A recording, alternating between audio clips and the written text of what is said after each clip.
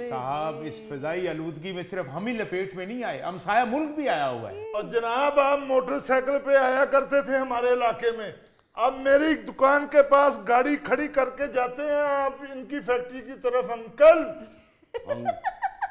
Uncle वो साथी से पा के हलाल होने वाले जानवर उन्होंने चिट्टियां मुछा वे के अंकल ही कहता है। और क्या इस जालिम शख्स को डैडी कह दूं? जी भाई साहब, खबर पढ़ी है आपने?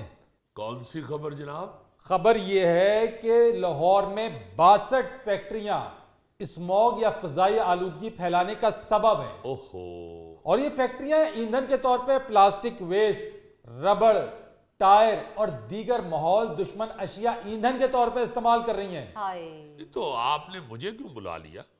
आपको इसलिए बुलाया है क्योंकि आपकी फैक्ट्री इन 62 फैक्ट्रियों में से एक है।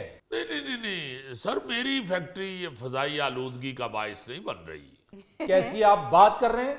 मोहल्ले के 2 लोग मेरे साथ मौजूद हैं जो आपके फैक्ट्री के निकलने वाले धुएं से मुतासिर हैं। एग्जैक्टली बहुत धुआं निकलता है इनकी फैक्ट्री से। और नहीं भाई, धुआं जो मेरी फैक्ट्री से निकलता है वो तो सीधा आसमान की तरफ जाता है। मैंने कौन सा धुएं से बट्टे बांधे होते हैं जो नीचे रह जाता है? या मेरा धुआं कोई गैसी गुब्बारा नहीं है जो दूसरे दिन ठुस होके नीचे आ जाए। मेरा धुआं तो सीधा ऊपर चला जाता है। ओ भाईजान, आपको लगता है कि आपका धुआं ऊपर जाता है? ऊपर फजा में फैल जाता है। हाँ। फजा खराब कर दी आप लोगों ने, जिंदगी बर्बाद कर दी आप लोगों ने, सांस लेना मुश्किल कर दिया आपने। आप चाहते हैं कि मैं पाकिस्तान छोड़ के स्विट्जरलैंड चला जाऊं? देखिए, पहली बात तो ये है कि ये सारे एतराजात धुएं को करने चाहिए। दूसरी बात ये है कि आप पाकिस्तान छोड़ रहे हैं, आप इससे भी मोहब्बत नहीं करते, और आप स्विट्जरलैंड जा रहे हैं, आप उसके भी दुश्मन हैं। सर क्या बात करते हैं आप यहाँ पे? यानी एक तो आप फजाई आलूदगी फैलाने के जिम्मेदार हैं। हाँ जी। यानी माहौल दुश्मन अशिया को ईंधन के तौर पे इस्तेमाल करें, और वो क्यों ना छोड़े। हाँ। आलमी बैंक की एक रिपोर्ट के मुताबिक हर साल पाकिस्तान में 22,000 लोग इसी माहौलियाती आलूदगी की वजह से जाँ बहक हो जाते हैं। You are right. फरीद साहब, हम इस धुएं से इतना तंग हैं, जब मैं गांव में रहता था तो मेरा चेहरा गोल्डन सेब की तरह सुर्ख था। ओ भाईजान, या गोल्डन कहे या सुर्ख कहे, लगता है आपने सेब कभी खाया नहीं। अब देखिए जरा क्या फजूल मिसाल दे रहे हैं। सेब की तरह सुर्ख था। आप इतना अगर कह लें कि कटे हुए धुआने की तरह सुर्ख था तो हम मान लें।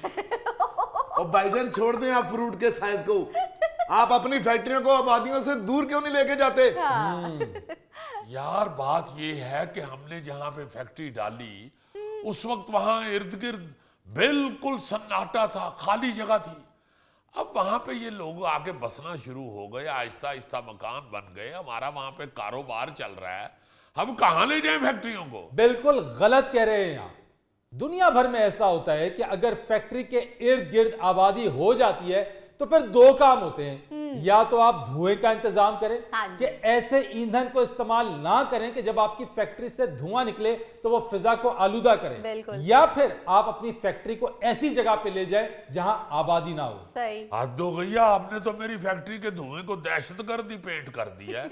सर ये दहशतगर्दी से ज्यादा खतरनाक है। बिल्कुल सही कह रहे हैं आप फरीद साहब, ये मीठा जहर है स्मोक। जी हाँ। पता भी नहीं चलता इंसान को कितनी बीमारियां लग जाती हैं। और मेरा तो स्किन का मसला है शुरू से, मैं बहुत परेशान हूं। ये बिल्कुल ठीक कह रहे हैं आप। कभी सेठ साहब की फैक्ट्री के पास आके देखें, इनकी चिमनी से जो धुआं उठता है, आपको पता लग जाएगा कि इन पे वाकई जुल्म हुआ है। ओ यार, मेरे फैक्ट्री की चिमनी से धुआं उठता है तो ये क्या चिमनी के मुंह पे मुंह रख के बैठे होते हैं? अब भाईजान, आपके धुएं की वजह से पूरा इलाका बीमार हो गया है। मेरी बीवी को सांस की तकलीफ हो गई है। अच्छा भला उसने एमफिल किया हुआ है, अब अपनी ऑक्सीजन फिल करने के लिए साथ छोटा सिलेंडर लेके फिरती है। लो, उस बड़े सिलेंडर ने छोटा सिलेंडर भी हम पे डाल दिया। कुछ शर्म करें, कुछ शर्म करें सर। थोड़ा सा जरा खामोश रहे। मैं इनसे भी बात कर लूं, ये महकमा माहौलियात के अफसर भी हमारे साथ मौजूद हैं। अच्छा, आप क्या कर रहे हैं जनाब स्मोक को कंट्रोल करने के लिए? ओ, ये माहौलियात के अफसर हैं। जी, ये माहौलियात के अफसर हैं जिन्हें आप पहचान नहीं रहे, इन्हें आप मंथली देते हैं। फरीद साहब आप क्या बात कर रहे हैं? मैं एक ईमानदार ऑफिसर हूँ। जी, ईमानदार ऑफिसर हैं, तनख्वाह 1 लाख से भी कम लेते हैं और एक केनाल की कोठी में रहते हैं। नहीं, मैं एक सख्त ऑफिसर हूँ, सख्त। यकीन कीजिएगा, कोई मेरे सामने सिगरेट भी पिए तो मैं उसका धुआं भी कैच करके जेब में डाल लेता हूँ। 2-3 दफा मैंने भी देखा है इनकी उंगली सड़ी है। आप तो इनको जानते नहीं हैं, आपको कैसे मालूम इनकी उंगली सड़ी है? नहीं, मैं इनको नहीं जानता जी, मगर मैं इनकी उंगलियों को जानता हूँ।